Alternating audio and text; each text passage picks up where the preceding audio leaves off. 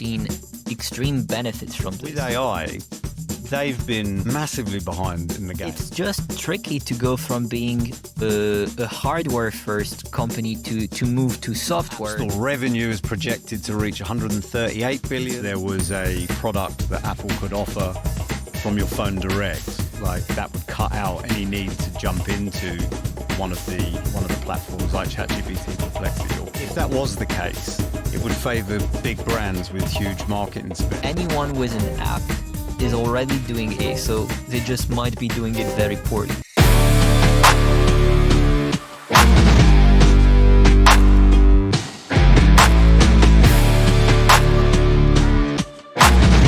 Hello everyone and welcome to Franc Talking. I'm delighted to be joined by Simon Thillay, who is the head of ASO strategy from AppTweak, a fantastic product which you've seen me talk about many times on this newsletter. We're delighted to have Simon here to talk about Apple, AI, ASO, and Google. Simon, it's great to have you. Thanks for coming. Thank you for having me. Very happy to join this one.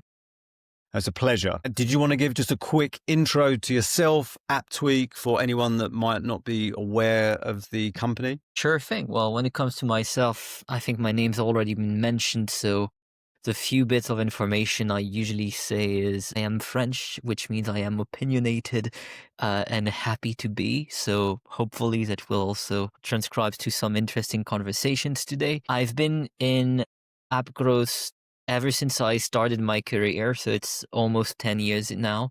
I was first working at Deezer, which is a French music streaming service, and joined AppTweak 6 years ago.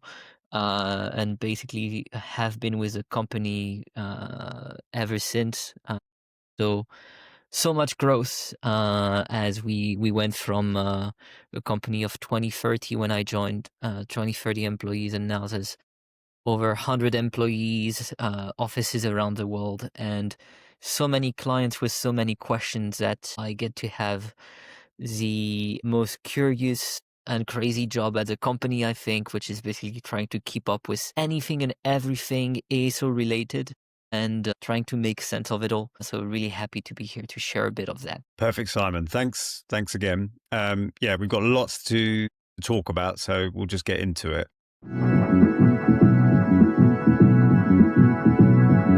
So with app marketing as a discipline, Simon, how do you see app marketing evolve with all the clients that you work with, if user acquisition costs are increasing and obviously the privacy side of things? Are we seeing like a fundamental shift in how apps find and keep their audiences, or is it pretty much the same as when you started 6 years ago? I think it's a bit of both. Basically, where you find users hasn't changed drastically. There are some trends always, but the approach has been the same. But what's really changed and what still needs to change, as I'm constantly reminded, is how companies have initially built this habit of working in silos, turning to different expertise teams that each specialize in a particular ad network, for instance, or a particular side of growth. And while you want to have these experts, oftentimes companies have ended up building whole teams of experts that don't talk to each other that much. And so I think the trend of the past few years, and one that I'm still advocating in favor of, is breaking these silos and definitely relying on different experts, but having them engage with one another and align on how everyone pushes towards the same bottom line in the company, because it's easy to have internal competition. And I think the big challenge for companies is, as there's more competition, more products on the market, more apps fighting in the App Store every day. Now the challenge is to make sure that everyone sees that what moves the needle, what keeps everyone performing and every app growing, is that approach where your CRM team is aware of what your UA team is doing, your ASO team is aware of what product is doing, and everyone keeps aligning on what's the metric where the needle needs to be moved towards the green and what are the options available. And that's also the best part, because that's when you get people who become creative as they start getting more into the mind of actual consumers rather than just thinking, what are the first couple levers I can pull and just say, I've done my part. No, 100%. So is that what you've seen, the shift from working in isolation, quite siloed, the mobile app team, to if you're obviously going to benefit across the board, then it's to involve that CRM team that you're talking about, maybe design a bit more so that they're aware of the importance of screenshots, videos, the importance of reviews, which we'll get into the ASO side. But is that the major shift that you've seen with your clients that you work on, is that it's more of a holistic approach now? 100%. And to be honest, not everyone is there already.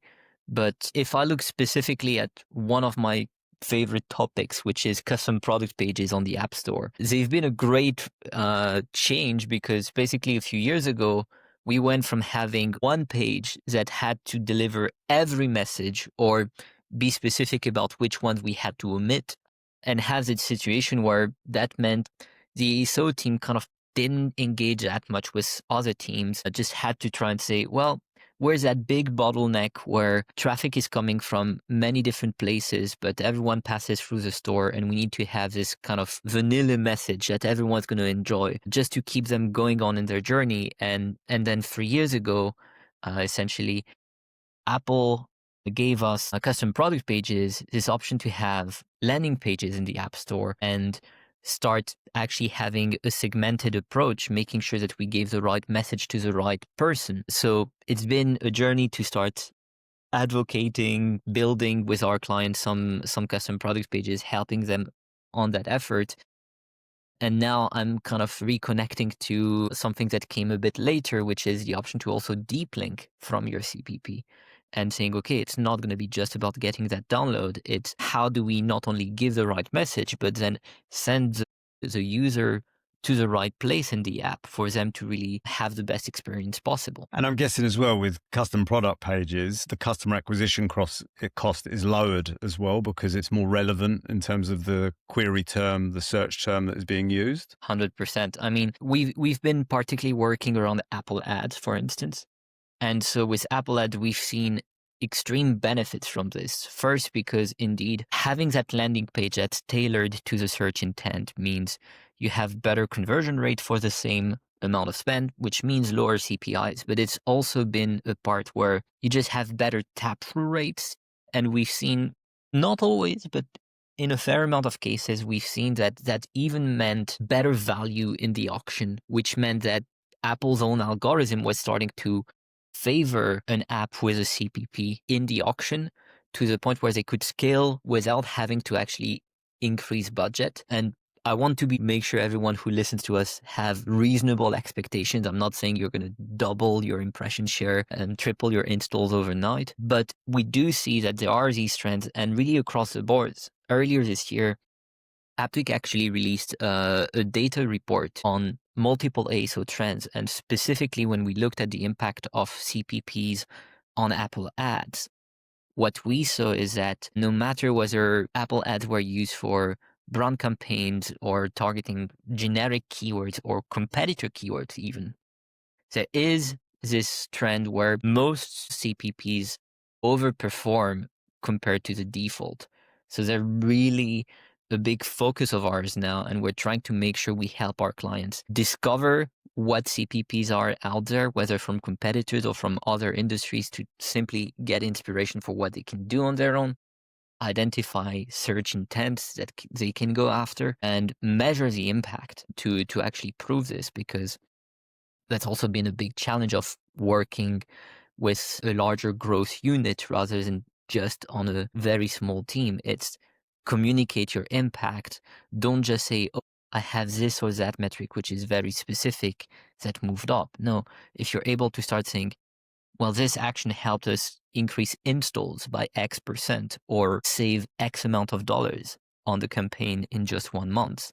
That's the kind of impact that everyone can understand, and that then also gives you the proper traction to get more people to collaborate with you. So it's not even a win-win, it's win-win-win, and just keep Definitely. going. And with Google's side, you've got custom store listings as well. So that's the equivalent to custom product pages, right?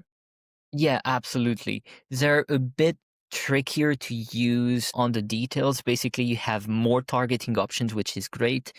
The reporting and the ad serving is not always the easiest to figure out, but the concept is the same. The only thing that I'm missing right now that I hope Google announce in the future is the same deep linking option, because I think the age of optimizing for installs is over. I think paid UA has already said it's over for years, but ASO wise, there's still limited view in there. AppTweak tries to help bridge that gap, but obviously, if we get more options to say, let me make sure that I can tailor the onboarding experience to what people saw on the store, that's going to be an extra step. So the CSLs lack that deep linking for now. I hope it changes in the future, but at least the upper funnel part where you just adapt the message to the audience, that's something you can do today. Perfect. And I do want to get onto ASO factors that influence visibility. But and we will get into your top tips as well. And I assume custom product pages is one of the top ones there. But it's only for paid right now. Is that correct for custom product pages and custom store listings? So it's actually changed.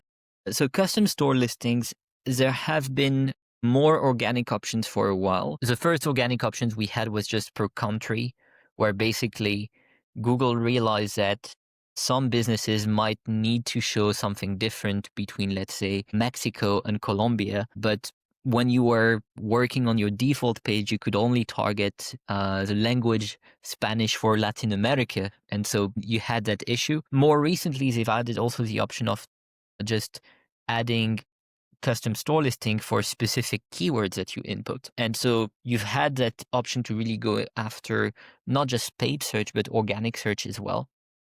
And that's something Apple, is starting to catch up with. Less than a month ago, they've actually released an option to start linking your custom product page to keywords that are in your metadata. For now, it's a bit frustrating because it's not any keyword of your choice. So you cannot expand past the metadata you've already selected.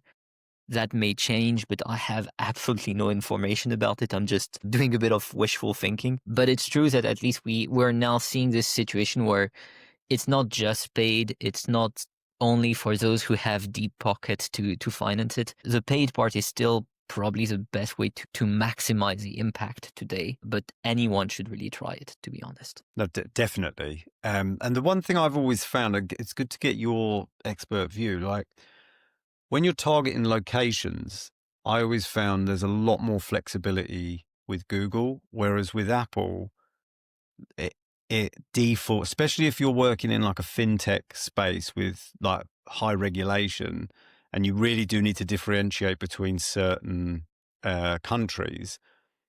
The location settings within Apple are quite limited. Have you found that when you've been doing some of the work with your clients? And do you think they will change that at some point or not?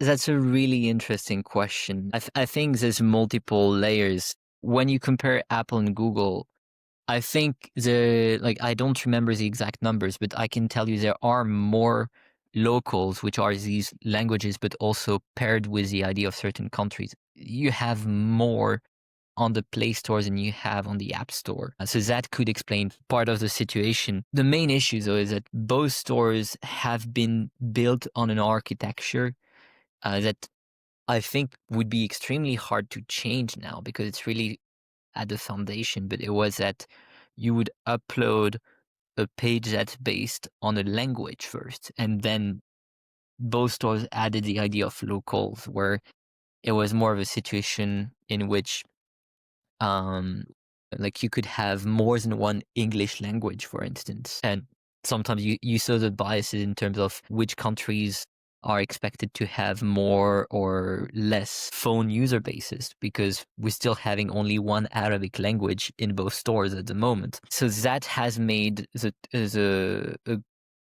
big complexity first, which has then been even complexified further by the fact that when you work in the App Store or in the Play Store, you technically work with a store country which is not always based on where you are in the world.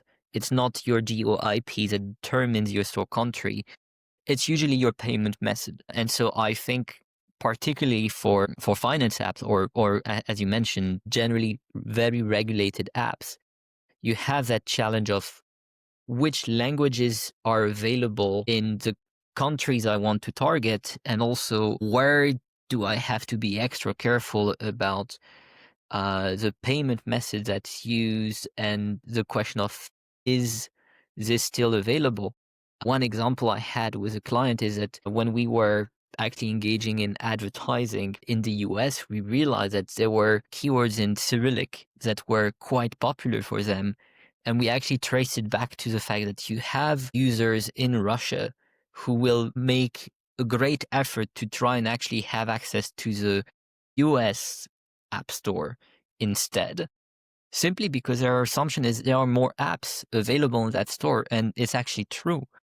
But so that made it complex because there was no subscription available for Russia, and there were still these keywords that drove installs and active users.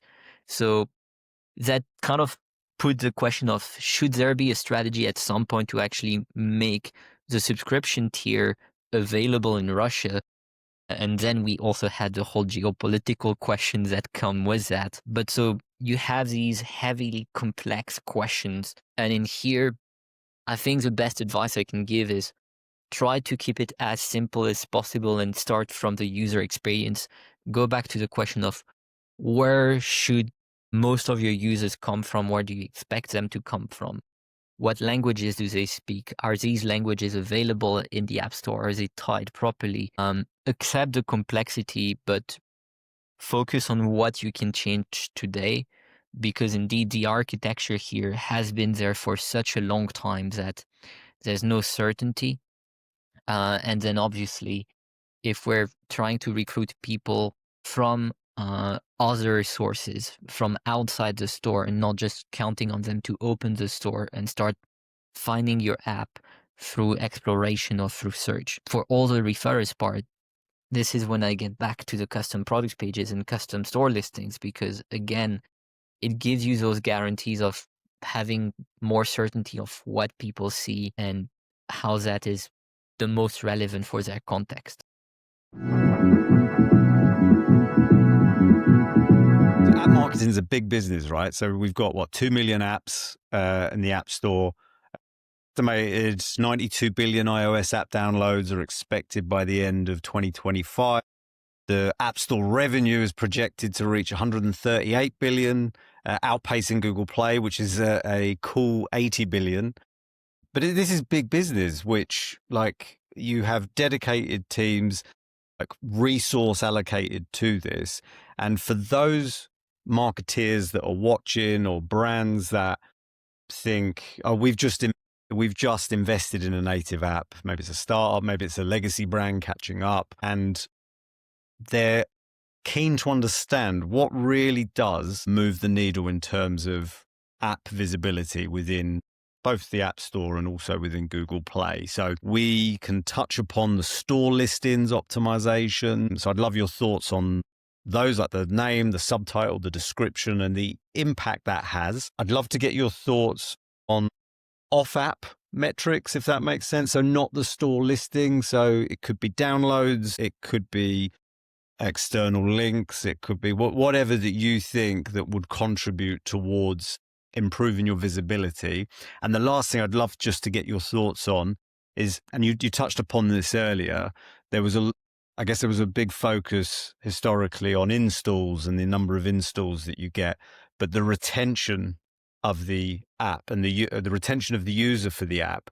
I mean, I suspect that's critical now as well. So yeah, I'd love just your thoughts in terms of the ASO tips that you think brands and marketeers should be looking at. Absolutely. I think in general, whenever I onboard a new team, a new client, or even someone joining AppTweak on how ASO works, I tend to say, if you need convincing that ASO should be done, the answer is, the reality is anyone with an app is already doing ASO, they just might be doing it very poorly, because the reality is, my definition of ASO is whatever helps get users through the store and into your app. And the reality is, except for maybe some Fortnite players, not a lot of people know how to download an app outside the store entirely. So the store is just this giant bottleneck. And even when you're thinking, well, a lot of users know about my product before they get to the store, it's just that place where they're going to hit that install button. The answer is, in practice, there's never 100% of people who see your store page who actually download it. Or if you are at 100%, then I'm betting you're just an indie developer with just a few friends who you're sending the link and telling them, please help me download my app. So based on that, I try to have a very simple approach, and I have coined something which keeps working, even though it might be a bit overly simplistic, which I call the fundamental equation. And it's basically saying traffic times conversion is your download. And that means that whenever you're going to be thinking about changing something on your App Store page or Play Store page, you can think about it as, is this meant to increase the traffic to my page? Or is this meant to improve the conversion and the likelihood that people actually hit that download? Traffic part is honestly the origins of ASO as a discipline. ASO was sort of invented first by people who were coming from SEO, and I think that's actually your background. It's people who figured out, hey, this store has a search engine, and we know from SEO some of the basics for how search engines work. You have your elements of your page. The metadata is informing what your app is relevant for. So we're going to make sure we index and hopefully we rank. And so back when ASO was really just starting, it was funny because you could literally add whatever keyword you wanted, and the store was very simple back then. You would just add a ton of keywords and look at what was sticking, basically. Nowadays, it's become a bit more complex because first you have character limits in your metadata. So you cannot add as many keywords as you want. You actually have to do a good work of researching which keywords are valuable, prioritizing where they should go in your metadata based on their value for your app. And this is basically like this was a core offering of AppTweak's initial product. And once you have that, you also have to consider the off-app metrics, the part that you don't fully control, that also inform how an algorithm is going to decide not just whether you're relevant or not for a certain search query. That's based purely on your metadata. But then the question is, how relevant are you compared to other apps that are also claiming to be relevant? And for that, both stores are quite secretive about the metrics that play a role, but the top ones are still known fairly well. It starts just with overall download velocity, just how popular are you? And it's kind of logical. It's just to say, if you think of it as a recommendation algorithm, if you're to recommend music to someone you've just met, you're probably going to start with some of the stuff you listen to that's the most popular, and then as you observe their behavior, you'll become more specific. So we have that option with the stores to say also the conversion you're already experiencing specifically on the search query. If you're not the most popular app of the entire store, but I see that you're the most popular for that specific query, that every time I show you, you're the one that gets the most installs out of everyone, then I know to rank you first anyway. And beyond that, Simon, sorry to interrupt. I'm just keen to say on those 2 points, which are really super insightful.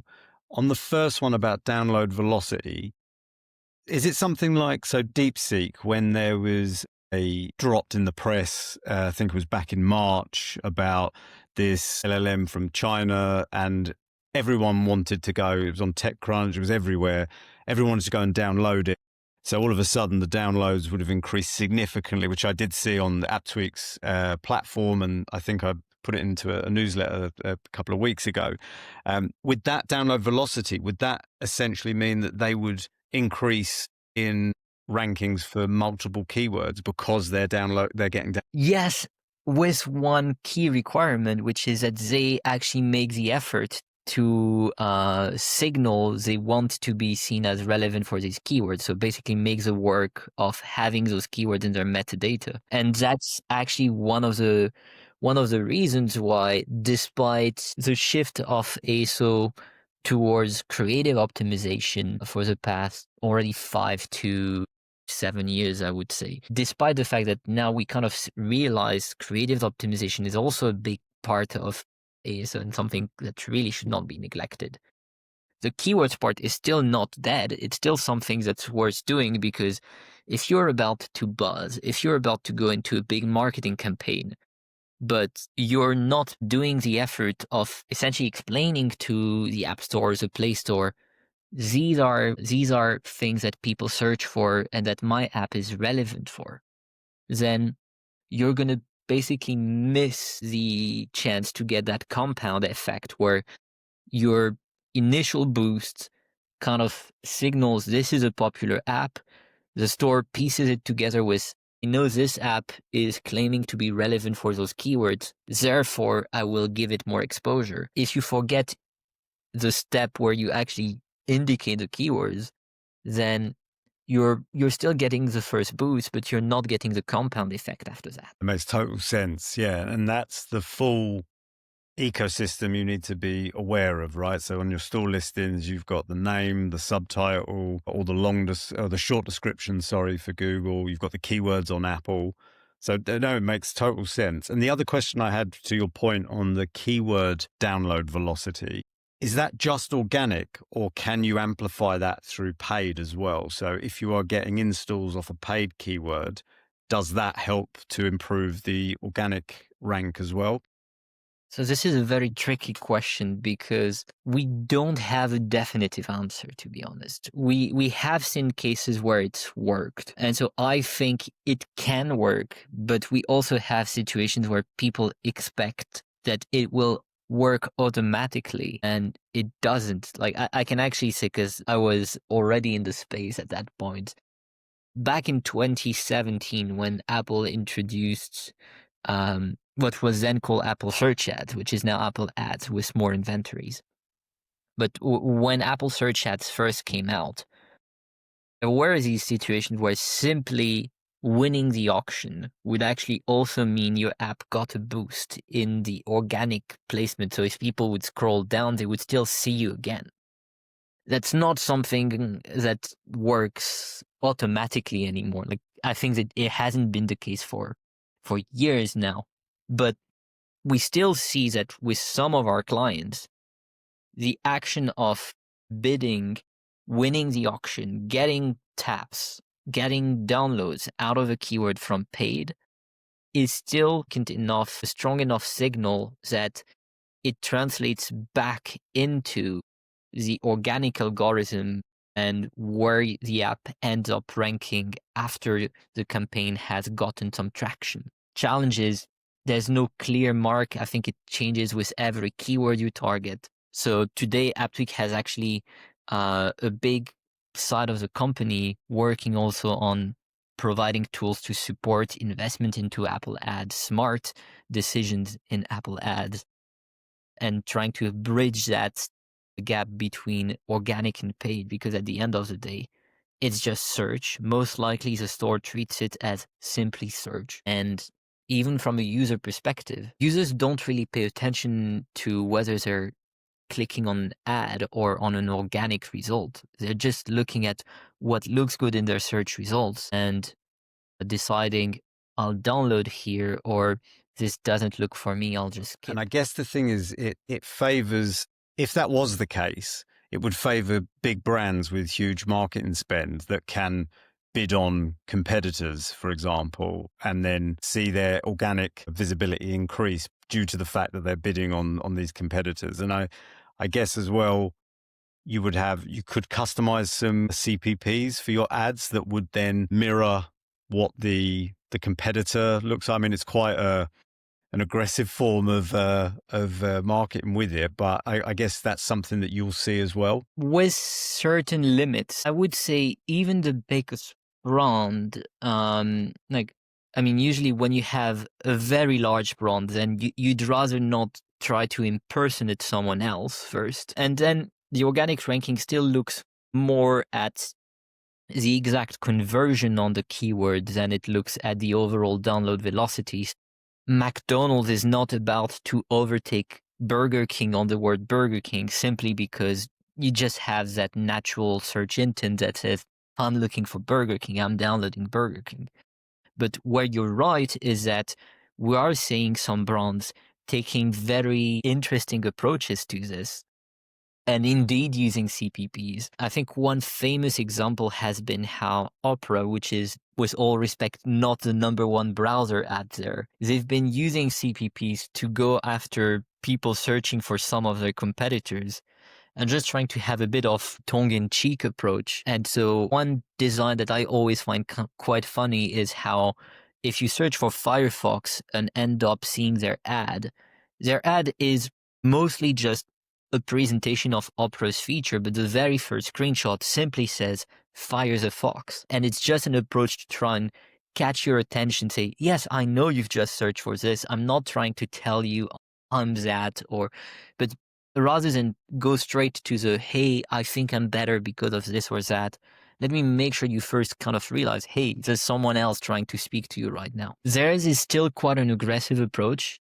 I've also seen multiple apps try to go with a slightly less aggressive but still funny tone of voice where they would go with, oh, did you mean this? Did you mistype this? And what I find interesting with that approach is really that there's consideration for the user context. When users search for a brand, it's usually when you expect them to know exactly what they're going to download. And it's all about what do you have to tell them if it's a competitor. Would you start with someone who's about to enter into your competitor store? Oh, wait, let me grab you over there because you'll have better stuff. Or how do you engage that conversation? And also, you can have the same kind of logic, not for competitors per se, but rather for adjacent products. We've actually worked with SoundCloud recently on the question of how to advertise SoundCloud to people who are going to be going to music festivals. Simply because, well, if you're at a festival, you might actually also enjoy a music streaming service, and one where artists are well considered, one where you actually have some of them, I think, like the most live recordings available, like easy access to DJ sets, etc. And even actually for artists, parts where it's easy to upload your own tracks, it's easy to start mixing based on a track that's available on the service.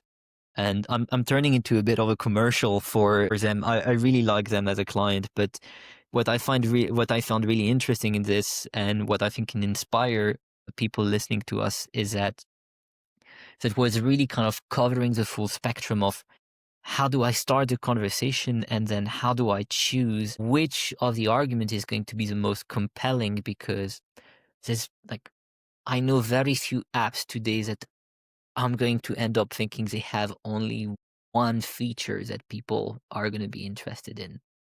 And that's also how it's changed, to go back to the beginning of our conversation. It's like when the App Store came out, there were a ton of flashlight apps.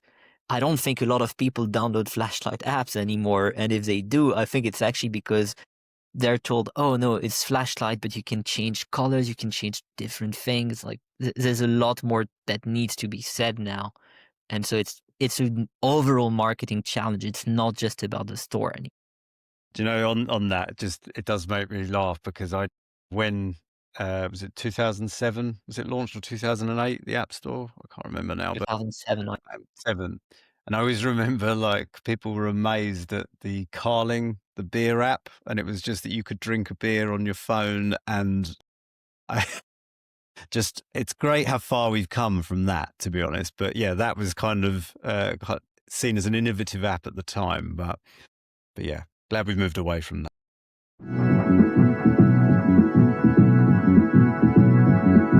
I'd love to get your thoughts on that for how app marketeers then work with the product team, because at the end of the day, you can do all your ASO that you can control to a very high standard. But then if you've got a poor product versus competitors and it's bugs, crashes, like it's kind of wasted effort if it's not aligned, right? How much of a part does ratings and reviews play? I guess for the two things, isn't it? It's conversion. All of a sudden, if you come to an app and you see 2 stars and there's like 400 reviews or ratings, sorry, then you're like, well, I'm not going to have a look at this. But how much does that impact the ASO visibility as well? So there's a lot to unpack, but both are linked basically. As a retention part, essentially, for me, it's interesting because in the Play Store specifically, Google actually has what they call vitals, and it's literally quality metrics that you can see in your store console about whether your app crashes a lot, freezes a lot. If now there's even stuff simply on the what is your ratio of people who uninstall on day one or even later? What is the ratio of people who just stop using the app really, really early? And that actually factors into the visibility part too. Even the category rankings, which I usually try to stay away from because to me they're more of a vanity metric CEOs like to consider. Otherwise, they mostly derive from your downloads. So I'd rather work straight to get more downloads than to say the target should be to be number one. It's nice when we do it, but if I increase downloads, it's more important for the business. Going back to the retention question, so you have that impact directly on your visibility.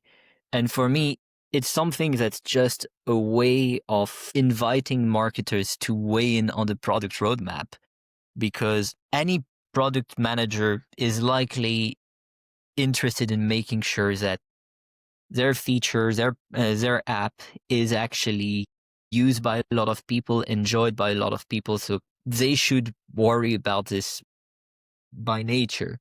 But if you ever get a warning, and these can come particularly after you release a new version of your app, which is introducing something new, quite critical, and well, bugs happen. It won't hit you, the penalty on visibility won't hit you overnight. You will have a little bit of time to address it, but definitely that's a moment where a marketer can also say, no pointing fingers here, simply we are seeing like the reports that this is affecting users. This is going to be in a few days or weeks, this could start affecting even our marketing performance. Is someone aware of it, able to address it? And then marketers also have their part to play in the review part, because obviously once you start having these issues, you're likely to start getting negative reviews. And I think a lot of people check reviews these days to know, like, should I really download this app? Like we all get to a point where despite more and more storage on our phones, we still hit those moments where it's like, I'm going to need to delete photos, or I'm going to need to delete certain apps. So we become more cautious about what we download. If the first thing I see when I go on a new app store page, if the first thing I see is, oh, I had to log in 3 times to just get access to the basic version. It keeps crashing ever since the latest update. Not even regret, that's just instant deterrent. I'm not going to be downloading, and at best, I might try to check out in a few days or weeks. Like, does it seem to be solved? Having someone to reply potentially to review saying, thanks for flagging it, for flagging the issue, we've actually solved it.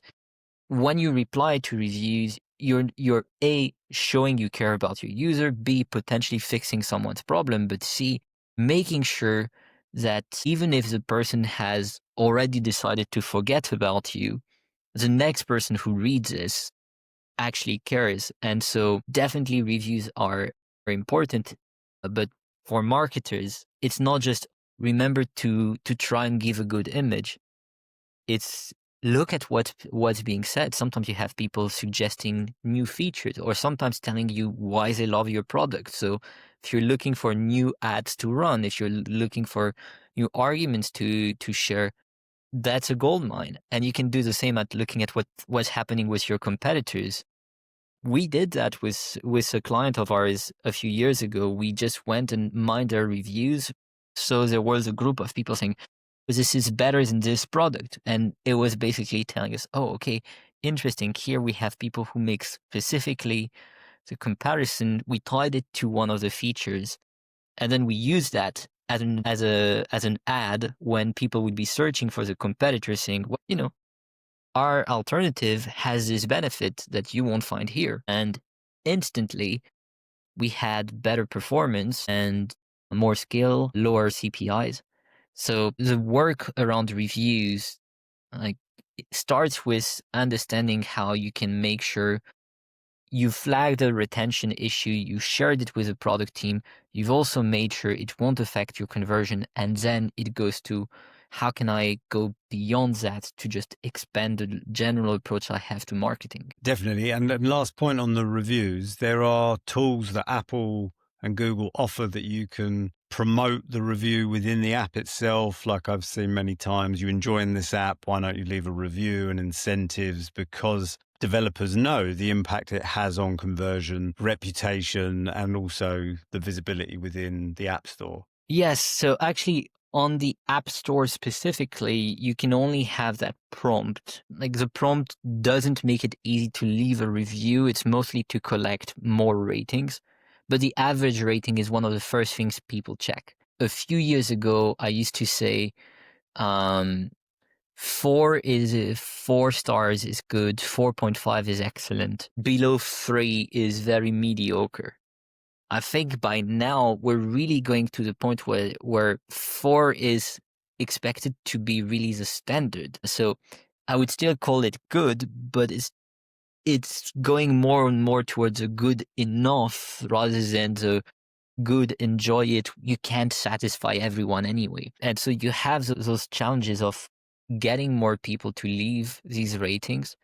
With Google Play, you have in the same prompt the option to even have them give reviews. You have to be careful about incentivizing reviews, because I think at least the App Store has in its terms and conditions that you should not be incentivizing. But you don't have to incentivize to actually have it work. You just need to work a little on when are people happy and willing to put in a good word, or at least willing to give you 5 stars. And it really benefits. Back in my Deezer days, I had a lot of fun because for 6 months we were trying to convince product teams to dedicate one engineer in one sprint to just implement these prompts. And it was, yeah, we'll put it in our backlog, but it's not a priority. And at one point, I think the CTO himself was observing decreases in technical quality metrics.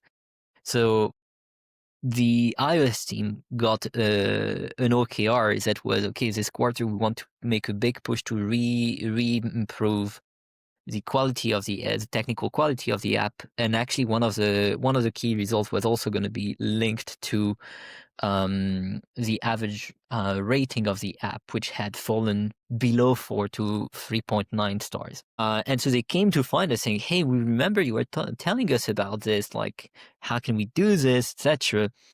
And basically we worked on it with them. We figured out the right trigger to get people, happy customers, to share positive ratings.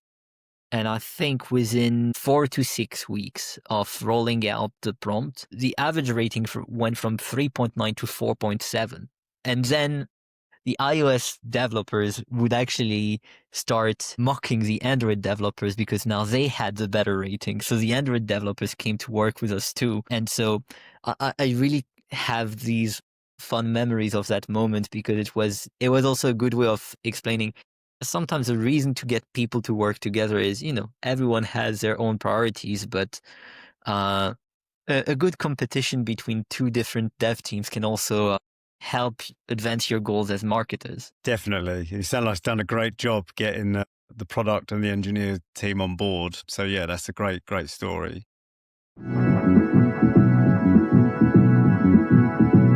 So AI is everywhere, as we know. We have seen in search publishers that are decimated due to AI overviews. So the snippet at the top that is generated by AI. We've seen Google push in AI mode. We've seen ChatGPT, Perplexity, Claude that are used for information discovery. I'd love just to get your thoughts in terms of what we've seen in the App Store and in Google Play in relation to AI. So I believe earlier this year, Apple rolled out an AI-powered enhancement to App Store search. So including like app tags for richer, glanceable search results and some natural language processing for more accurate intent, like user queries. What's the kind of current state in terms of AI integration within those search results? Well, pardon the pun, but I would say it's actually a bit of perplexity, simply because we are seeing some things start to roll out, and it can't be ignored, even though for now the impacts are very limited, I would say. The AI tags, for now, what I'm hearing most is how a good part of them aren't always spot on. And so there's still a part of cleanup that developers need to do in their account to say actually this tag is not accurate. I think it's actually quite natural with how AI is working. It's the good old trust but verify. It is going to improve things overall, but a bit of manual oversight is still needed. We have the review summaries where, again, it's a question of how useful is that going to be. And in my opinion, for now, the key part is really trying to understand how many people are going to turn to AI for recommendation and how fast are they going to do so. Because when I compare it to general search and what you were mentioning with the zero search results on web search engines, the reality is with apps, we're on a different type of behavior. People are here to, in a way, purchase a product. They're not just looking for information. So we're not seeing the same wave for now. But at the same time, we can't just pretend like nothing's coming. And so there's a lot to research in terms of how our behavior is going to be adjusted to it. There's definitely a lot of appetence for AI features within app. And after that, it's really trying to remember that AI is still here to help consumers. It's not consumers randomly using AI. So how do we just stick to being obsessed with the consumers we want to reach and simply adapt to how they are going to be using AI? I think it's a very important and valid point that a search engine, you will look at informational queries, more transactional as well, and it is completely upending that original kind of relationship, which was you can crawl our websites, you can crawl the content, and then it returns, and then in exchange for that, we get traffic, and then we can sell ads, we can sell products, we can do all of this. And then now we have this AI layer that is eliminating a lot of that, where you can get answers within the platform without the need to actually go anywhere.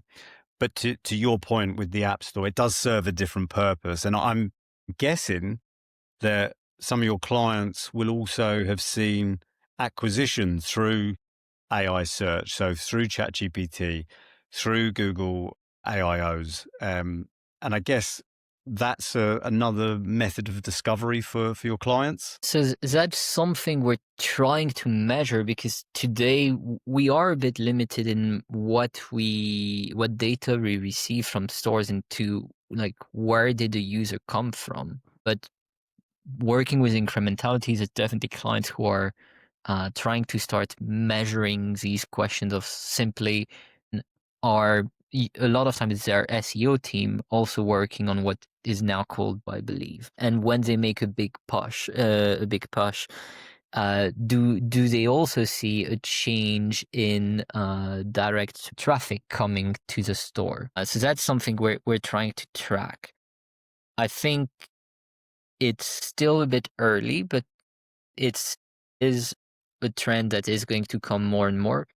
And for me, what's most interesting is how Google is trying to play this one, because they've also been pushing towards a new SDK of theirs called the Engage SDK, which essentially aims to index the content of your app the same way Google used to index the content of your website. Because particularly for certain apps, if you're thinking content apps, today when you're downloading Disney Plus, are you downloading Disney Plus for the fact that it allows you to simply watch videos on your phone, or are you downloading it for the content in there? And even though people don't search much in the store for the I want to watch this, which of the streaming apps should I download?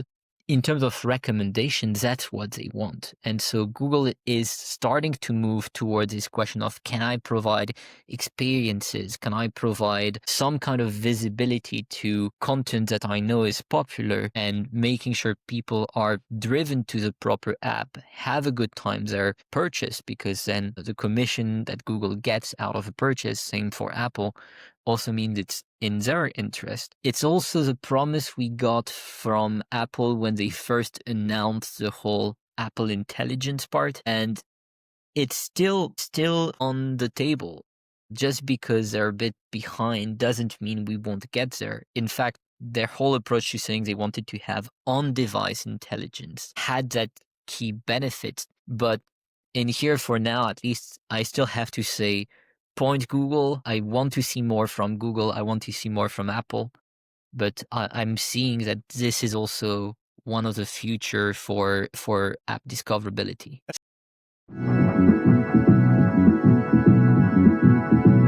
In September, we saw Google get a slap on the knuckles where they didn't have to sell Chrome and they could still deal with Apple in terms of being the default search engine, as long as it's not an exclusive deal. I believe it was immediately afterwards, there was a report suggesting that Gemini would support Apple's World Knowledge Answers, which is set to debut I believe early next year in 2026. Talk me through, like, Apple has been a pioneer with the iPhone, which changed how we consume information. Like, it's one of the, if not the greatest product that was invented today. And they've always been looking at other areas like glasses, tablets, the wearables like the watch, which obviously have never reached those heights. And there was a time where Siri was, mid 2010 was up against Amazon Echo, Google Home for the voice side of things. And it was even said then that it was so far behind those two that I mentioned. But with AI, they've been massively behind in the game. And I think it's been well documented that they were looking at, well, there was reports about an acquisition with Perplexity. This is some time ago. But now it looks like they might be doing a deal with Google to then integrate Gemini. What are your thoughts on Apple's AI strategy approach, whether they've been too slow? Should they build internally? So yeah, there's a lot to unpack there, but I was just keen to get your thoughts on Apple's AI strategy and what we can see from this ruling in September from the judge Meta. I think, in all honesty, that not being very active on the stock market, it's easier for me to be a bit patient and say it's just tricky to go from being a hardware first company to move to software, which they first were doing towards the idea of services, and now having that extra, oh no, now we don't even have expectations for services, we have expectations for AI, when in general AI still needs to find its business model. And so, yes, it's undeniable. Apple is behind, and Apple is under tremendous pressure because they've had that appearance of being the beacon in technology for so long. And even when they talk about it, I have to give props to the marketing team. The whole announcing Apple Intelligence and beyond the smart move of trying to brand AI, having this concept of on-device intelligence. That's all smart. That does show still a good acumen for what people are looking for. The problem is, who do you have in your company? Who can you recruit out there to build the things when your structure, like Apple still has to manufacture and ship iPhones all over the world. Google, for all the products they do, I think is still seen as a software first company, for instance, and the Pixel phones are great, but it's not what we expect from them first. So I think the real question is not why is Apple behind? It's more of a what are they legitimate to do today? What do they need to do to continue having that top-notch experience for for consumers who want their product? If Apple announced tomorrow we're laying off 20% of the staff, or we're selling the entire hardware division, we're becoming an AI company, it wouldn't just be shock, it would be actually seen as just a massive risk. And so I think in here, the question really is going to be around what do they have to deliver? What are they able to deliver? And where do people also need to realize it's actually only logical that Apple takes a bit of a backseat? They're still going to be a great company. I think Microsoft is not seen as a top company either. I mean, they have actually had a nice boost with AI. For a long while, Microsoft was not the cool kid on the block anymore. They're still a massive company with lots of smart people there. I wish for Apple to not have the exact same fate as Microsoft, but I still think right now the question for me is really going to be, what do I expect from Apple as a consumer? What do I expect from them as a marketer? And how do the new players integrate in the ecosystem rather than saying, oh, everything should be coming from Apple? Definitely. And with this world knowledge answers that's been reported, do you think, I mean, it's a prediction, but it will be Gemini that will power that and then bring them into the game? I have no insider information whatsoever, so I usually try to stay away from predictions. For me, I would actually answer with another question, which is, what is going to be the user experience? I was reading an article from TechCrunch the other day about how, in general, Spotlight Search, despite being an interesting concept, is not a massively adopted feature. So is the idea going to be, oh, it's search experience, so it goes into Spotlight Search and then it's going to be missed by a lot of people? Or are we going to find a way to finally bring Spotlight Search more in the spotlight? And then again, apologies for puns. Or is it going to be an entirely different app? Apple has been launching multiple apps, some with great success, some with less. We're getting a new app already in iOS 26, which is a games app, as something that's apparently meant to bridge between the App Store and Game Center. So I'm curious to see especially what they're going to do, and in terms of technology, whether it's Gemini, whether it's ChatGPT, Claude, or any other LLM out there. For me, the question will be, how does the UI layers that will be slapped over it give a product that has the Apple quality stamp on it? And how will that eventually be a successful launch or not?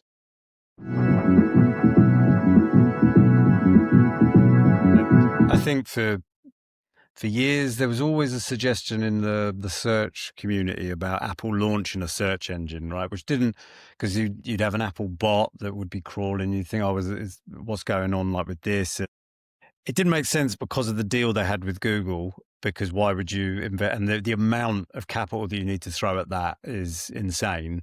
And Google had won the search engine game. But I can see now that ruling is out of the way, I can see Google powering these world knowledge answers through Gemini, and would bring Apple into the game then as well, because there's so many, and I can only talk from my personal perspective. Obviously, no one likes Siri that I know of. Maybe there are, but I don't know. but I use ChatGPT. I use a lot of voice when I can't type in with it. And if it's on my phone and it's connected to everything that I need to know, whether it be the apps that I want to automate some tasks whilst I'm speaking, or whether I want to understand about like calendar invites or just basic stuff like that, it just feels that if there was a product that Apple could offer from your phone direct, like that would cut out any need to jump into one of the platforms like ChatGPT, Perplexity, or Claude. So it would make sense. So I guess I'm really interested to see how this evolves with. I will say for me, I might be more interested in potential deals with Anthropic. They haven't really been mentioned, but simply because the on-device intelligence logic does make me think a little about the idea of MCPs. And basically, for Apple to give a full-on experience of AI powered phone, I think it's not one app. It's even like you would need to have an MCP for each app, and an extra like a mega MCP or an overseer of sorts that would basically not only be able to interact with any of the apps, but also just in general be, I'm the point of contact in the phone. I can reach out to any of the apps that's installed. And all that. I don't have a lot of expectations for the World Answers app or experience we're going to get, because at this point, a lot of people have ChatGPT installed on their phone anyway. But the game is still open for this extra layer. I've been hearing and trying to educate myself on the whole MCP problematic, how everyone is essentially going to want to be able to give access to their LLM of choice, give them access to data about ourselves. Personally, one thing I'd love to do is have an AI tell me that my Google Calendar at work tells me that this week I have X meetings that are run by different people. Which ones do I actually need to prepare for?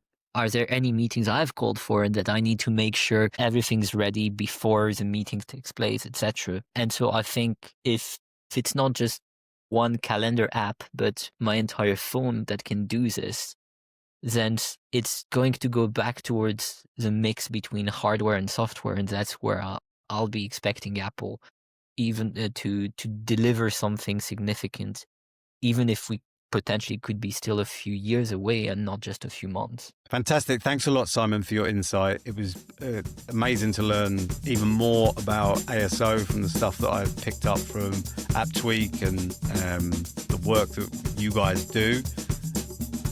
It was super interesting to discuss about the future of app marketing, where it's heading, and also how AI is being integrated with it. Yeah, I just want to say thanks so much for your insight, and I hope to see you again soon. Thank you for having me on. It was a real pleasure, and definitely looking forward to more conversations.